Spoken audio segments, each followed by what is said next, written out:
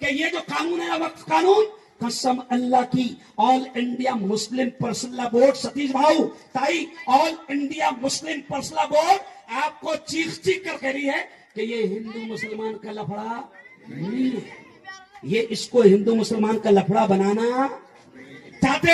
और सतीश भाऊ ताई, अगर ये हिंदू मुसलमान का लफड़ा रहता तो पार्लियामेंट में तो हम तो 5% है, 5 भी नहीं है। फारूक भाई बोल रहे, ये देखो सुनो प्यारे बच्चों, बहुत पॉइंट की बात कर रहा हूं कि पार्लियामेंट में मुसलमान 5% भी नहीं है, और 238 खासदारों ने वक्फ कानून के लिए हमारे हक में, हमारे समर्थन में बोले। इसका मतलब पता चल गया कि ये अपना हिंदू मुसलमान का मसला है ही नहीं। अगर ये हिंदू मुसलमान का मसला होता तो कसम अल्लाह की हिंदू भाई, और वो हिंदू भाई जो खासदार है वो हमारी तरफ से कभी ना बोले।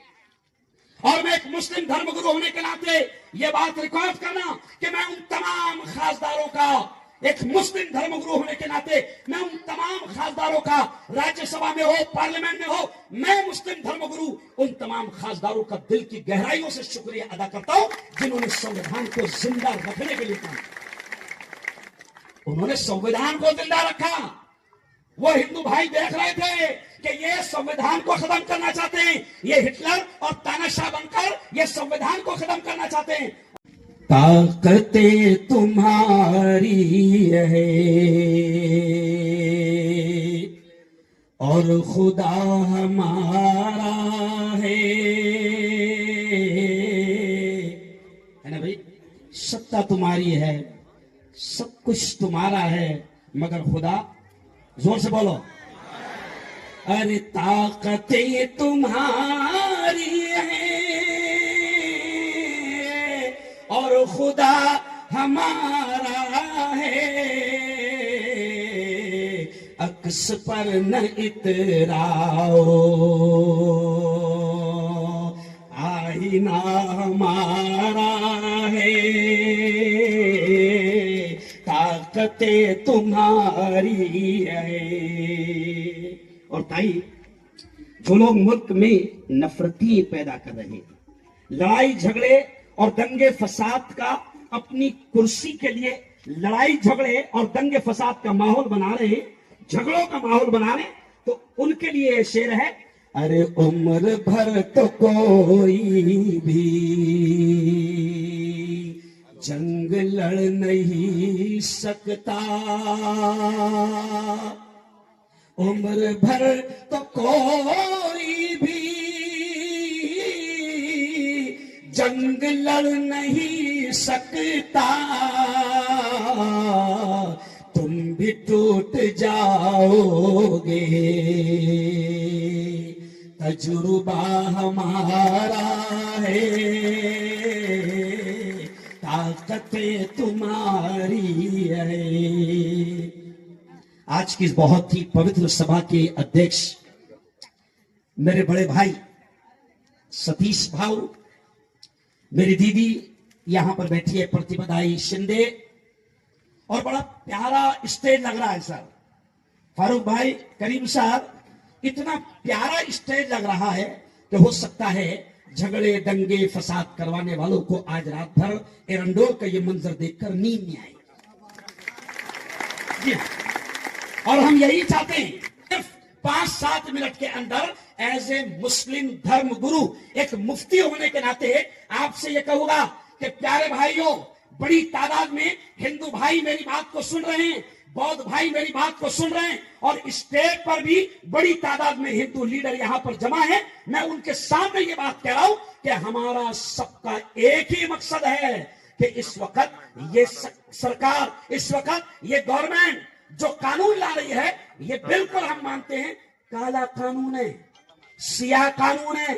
और ये कानून, एक बात समझ लो, ऐसा ही है जैसे अंग्रेजों के जमाने में अंग्रेज क्या करते थे, डिवाइड एंड रूल, लड़ाओ और, अरे बोलो, हुकूमत करो, राज करो। तो ये सरकार भी चाहती है कि हिंदू मुसलमानों को आपस में लड़ाओ और सत्ता संभालो, कुर्सी संभालो, राज करो, हुकूमत करो। लेकिन आज एरंडोल का ये हिंदू मुस्लिम एकता का स्टेज ये बता रहा है कि इस सरकार के शरारती प्लान को इंशाअल्लाह हम कामयाब होने, जोर से बोलो, कामयाब होने। और जहां तक बात करूं ताई, तो मैंने पवित्र कुरान की एक पंक्ति पढ़ी है। वो पवित्र कुरान की पंक्ति ये कहती है, क्योंकि सब लोग उस मालिक को, उस ईश्वर को, उस प्रभु को अलग अलग नामों से जानते हैं, लेकिन पवित्र कुरान की इस पंक्ति में कहा गया सतीश भाऊ कि कुल कहे प्यारे लाडले नबी, कह दीजिए मेरे बंदों से, सब उसके बंदे हैं, चाहे किसी जात और धर्म के हो। वो अल्लाह कहता है, ऐ प्रेषित कह दीजिए कि अल्लाहुम्मा मालिकल मुल्क, कि वो रब ही मुल्क का मालिक है। तो तेरे मुल्क का मंतशा, वो मुल्क जिसको चाहता है वो मुल्क हुकूमत दे देता है। वो तंज़िउल मुल्क मिन मंतशा, जिससे चाहता है हुकूमत को, सरकार को, मुल्क को छीन लेता है। वो तुइज़्ज़ु मंतशा, जिसको चाहता है इज्जतों के ताज पहना देता है। वो तुज़िल्लु मंतशा, जिसको चाहता है जलील और रुस्वा कर देता है। सब उसके हाथ में है। तो हम सरकार से ये कह रहे हैं कि बावले चाले मत कर। नहीं समझे? हम क्या करें? बावले चाले मत कर, क्योंकि तेरे से बड़े बड़े आए और अरे बोलो गए। देखो तुमने सिर्फ गया बोलना, क्या बोलना, यानी जोर से बोलना, बहुत मजा आएगा। बोलो क्या बोलना सिर्फ। देखो कारून आया। आइए, मैं जो लोगों के नाम ले रहा ना भाऊ, पवित्र कुरान में ये बहुत बड़े बड़े बादशाह थे। ये प्लेटफॉर्म पे नहीं रहते थे, बहुत बड़े बड़े बादशाह थे। तो देखो पवित्र कुरान क्या कहता है सबके बारे में। तुमने एक ही जुमला कहना, गया। देखो कारून आया, गया। शद्दाद आया, गया। नमरूद आया, गया। हामान आया, गया। फिरौन आया, गया। इंशाल्लाह ये भी आया। अरे बोलो इंशाल्लाह जाएगा। अच्छा जाएगा क्यों? क्योंकि बावले चाले कर रहा। एकदम सिंपल बात। हम इतना अच्छा रह रहे, सारे जहां से अच्छा हिंदुस्तान हमारा, हम बुलबुलें हैं इसकी, ये गुलसिता हमारा। और कभी इकबाल कहते हैं कि मजहब नहीं सिखाता आपस में बैर रखना, हिंदी है हम वतन है, हिंदुस्तान हमारा, हिंदुस्तान हमारा। अब कोई भी मजहब, मैं बिल्कुल खुलकर कह रहा हूं, कोई भी मजहब, हिंदू मजहब हो, इस्लाम हो, क्रिश्चियन हो, जैन हो, बौद्ध हो, कसम अल्लाह की इस स्टेज पर खड़े रहकर कह रहा हूं ताई कि कोई भी मजहब नफरती नहीं सिखाता। और मैं खुलकर कह रहा हूं, मैं भी नागपुर गया, कल मुंबई जाऊंगा, मैं जहां जाता हूं मैं खुलकर कहता हूं कि जब कोई भी धर्म नफरत नहीं सिखाता, नफरत की बात नहीं करता। अब मैं ये कहता हूं कि अगर कोई आदमी अपने आप को धर्म गुरु कहे और धर्म का लिबास पहने और नफरतों की बात करे, तो ताई मैं कहता हूं कि वो धर्म गुरु नहीं हो सकता, वो पाखंडी होगा। और याद रखो, ये एक एक करके मारने वाले वाला, अगर किसको लग रहा होगा अरे बाप रे मुल्ला लोग चिल्ला रहे, इसको मतलब बहुत धुलाई हो रही हो, ऐसे नहीं बेटा। हम तो धुलाई के पहले से आदत हो गए, हमको कोई फर्क नहीं पड़ता हमको। हम सब्र करने वाली कौम है। बंद कर दूं क्या? हम सब्र करने वाली कौम है। आखिरी सुन लो मियाँ, मेरे आधा घंटे की 1 लाख फीस है, तुम्हारे फ्री में आ गया, कहीं मत जानो। तब सुनो, आखिरी बात सुनो कि ये जो मसला है, क्या हाँ ये जो मसला है, अभी सुनो, अभी तो हमारा नंबर लग रहा, लेकिन अभी धीरे धीरे जैन भाइयों का भी नंबर आ रहा। सुनो, जैन भाइयों का आज मैंने न्यूज में बोला, 90 साल पुराना मेरे जैन भाइयों का मंदिर टूटा, मैं उसका भी, मैं सरकार का इस पर भी विरोध करता हूं। हम नहीं चाहते कि कोई मंदिर टूटे, हम नहीं चाहते कि कोई आश्रम टूटे, हम नहीं चाहते कोई मस्जिद टूटे, हम नहीं चाहते किसी भी धर्म के मानने वाले की इबादत गाह टूटे। कसम अल्लाह की हम कभी नहीं चाहते। हम तो चाहते हैं कि मंदिरों में घंटियां बजती रहे, उनकी इबादतें चलती रहे, गुरुद्वारों में सिख भाइयों की इबादतें चलती रहे और मस्जिदों में अल्लाह अकबर के साथ नमाजें चलती रहे। यह है हमारा संविधान, यह हमको कहता है और हमारा धर्म भी हमको यह कहता है। हम किसी के मामले में दखल नहीं करते। आखिरी चीज सुन लो मुसलमानों, जवानों का आखिरी बड़ा पैगाम, कोई देगा नहीं ये पैगाम, और मेरा स्टाइल बिल्कुल अलग है। मेरे स्टाइल में पैगाम दे रहा कि अभी ये क्या चाह रहे हैं कि दंगा हो जाए, क्या हो जाए, फसाद हो जाए, समझ रहे हैं आप। और मैं क्या कह रहा कि इनके प्लान को एकदम फेल कर देना, दंगा होने, अरे बोलो, नहीं देना। ये क्या चाह रहे हैं कि मुसलमान जवानों को उकसाया जाए, वर्गलाया जाए, जज्बात में लाया जाए, जोश में लाया जाए, ये चाहते हैं। हम कहते हैं कि हमको अपने बड़े जब कहेंगे ना रोड पर आकर, तो हम ये भी कह रहे हैं कि हम संविधान के एतबार से, जमहूरी तरीके से, सेकुलर तरीके से अगर वक्त आएगा जेल भरने का, तो हाथ उठाकर बताओ कि जेल में भी जाने को हम तैयार रहेंगे इंशाल्लाह। बोलो जोर से इंशाल्लाह। हमारे बड़े जो इशारा करेंगे हम करेंगे। लेकिन अभी सिर्फ मैं इतना कह रहा, अभी मैं सिर्फ इतना कह रहा, अभी फिलहाल बावले चाले है ना। हमारे बच्चे क्या करते, जज्बात में आ जाते। अच्छा, जज्बात में आते तो एकदम नारे कुछ भी लगाते। अभी मैंने कल भी भुसावल में बोला, सेंदुरनी में बोला कि अगर अपने बाजू में कोई जोर से नारे लगा रहा ना तो चेक कर लेना भला, उधर का भेजल भी रह सकता हो। क्योंकि अभी अपने शांततापूर्व आंदोलन को खराब करने की कोशिश की जाएगी, तो अपना आंदोलन खराब नहीं करना। एहतजाज पुरअमन शांततापूर्व अंदाज में हम क्या करते हैं, जज्बात में आ जाते हैं। और जज्बात में आके अपन क्या फेंकते हैं, बोलो ना, क्या है अपने पास में, बोलो, ईटा, बोतला। मैं आपसे कह रहा हूं कि जज्बात में आपको लाया जाएगा, जज्बात में आकर पत्थर नहीं फेंकना। प्यारे नबी की बात कहकर बात खत्म। प्यारे नबी ने कहा है कि मोमिन बड़ा होशियार होता है, मोमिन बड़ा चालाक होता है। मोमिन एक दिल से दो बार डसा नहीं जाता, मोमिन को कोई बावला नहीं बना सकता। प्यारे नबी ने कहा मोमिन होशियार होता है। तो यारो, वो ईमान वालों, मैं आपसे कहता हूं कि कितना भी कोई तुमको वर्गलाए, पत्थर नहीं फेंकना।